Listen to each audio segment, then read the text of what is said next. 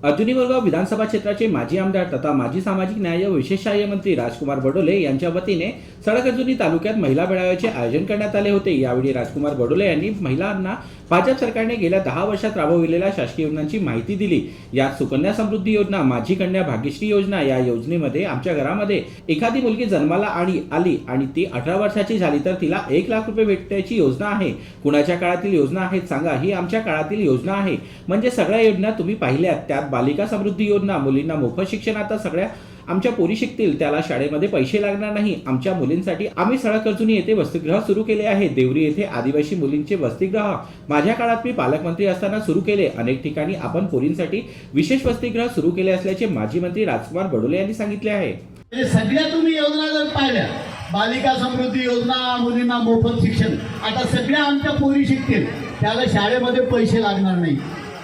आमच्या मुलींसाठी आम्ही वसतिगृह सुरू केले, आम्ही सडक अर्जुनीत केलं। देवरीमध्ये आदिवासींचं मुलींचं वसतिगृह माझ्या काळामध्ये मी पालकमंत्री असताना सुरू केलं।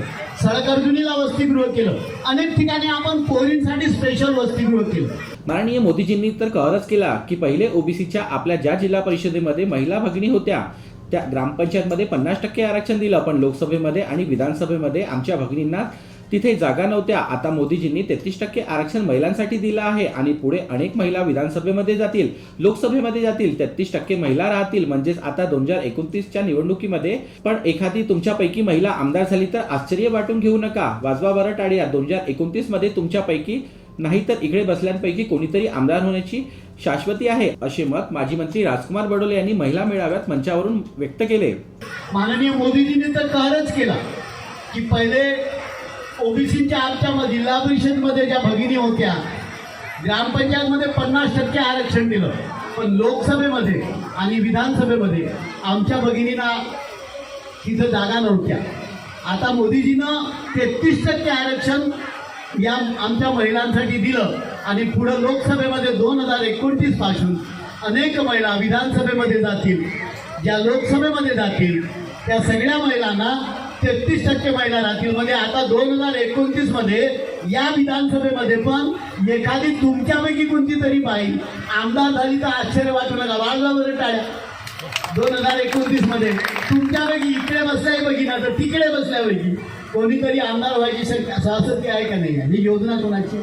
आमच्या सरकारने महिला सक्षमीकरणासाठी मोठ्या प्रमाणात योजना सुरू केल्या। महिलांच्या आर्थिक विकास होऊन आपल्या पायावर उभ्या राहण्यासाठी महायुती सरकारकडून खूप योजना सुरू आहेत। मुख्यमंत्री लाडकी बहीण योजनेतून 1500 रुपये दर महिन्याला देत असून येत्या विधानसभा निवडणुकीत महायुतीची सरकार आल्यास 1500 रुपयेपेक्षा जास्त रक्कम लाडकी बहीण योजनेद्वारे आमची सरकार देण्याची नक्कीच विचार करेल। माजी मंत्री राजकुमार बडोले यांनी केंद्र सरकार आणि महायुती सरकारच्या विविध योजनांविषयी या महिला मेळाव्यात माहिती दिली। तसेच मंचकावर उपस्थित पदाधिकाऱ्यांनी सुद्धा केंद्र सरकारच्या आणि महायुती सरकारच्या विविध योजनांची माहिती दिली आहे।